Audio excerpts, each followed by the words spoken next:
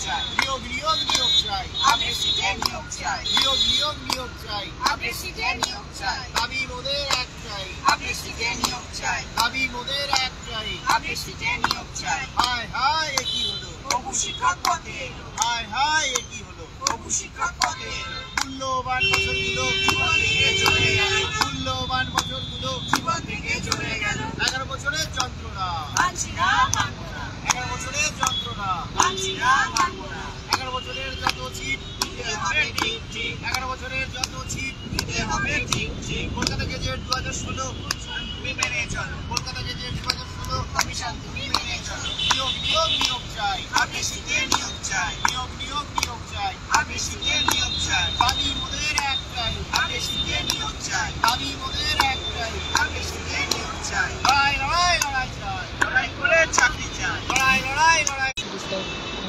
আচ্ছা ঠিক আছে, বলো তুমি কোথা থেকে এসছো, কেন এসছো? আমি উত্তর 24 পরগনা জেলা থেকে এসেছি।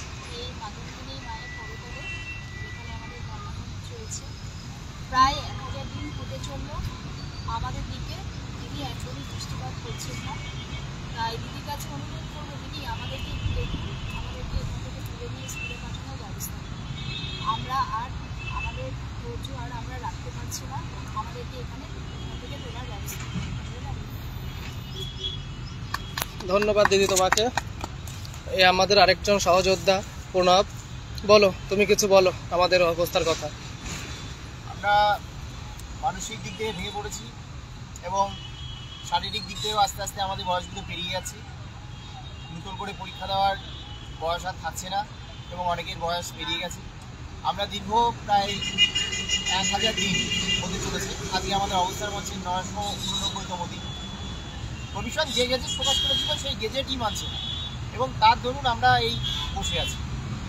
কমিশন তথা রাজ্য সরকারের কাছে আমাদের একটাই দাবি, তারা যে গেজেট প্রকাশ করেছিল সেই গেজেট অনুযায়ী, অর্থাৎ 8(3) যে রুল, সেই রুল অনুযায়ী যে নিয়োগের কথা, অর্থাৎ 15 দিন আগ পর্যন্ত ইন্টারভিউ 15 দিন আগ পর্যন্ত সমস্ত সিট আপডেট করে নিয়োগ করা হবে। সেই নিয়োগ যতদিন না হচ্ছে আমরা এই মঞ্চ চালিয়ে যাব এবং চলবে। আর যারা মঞ্চে আসছে না তাদের কিছু বলো। যারা আসছে না তাদের বলার কিছুই নেই, যে আসতে হবে, তারা তাদের তারিখটা তারা অনুভব করছে না যে আমাদের কিছু পেতে হবে। তারা অটোমেটিক হয়তো কিছু পেয়ে গেছে, সে তার দরুন আসছে না। আর যারা আসছে না তাদের জন্য আসতে বলি, তাদের নিতান্তই দরকার চাকরিটা, তার জন্য আসে।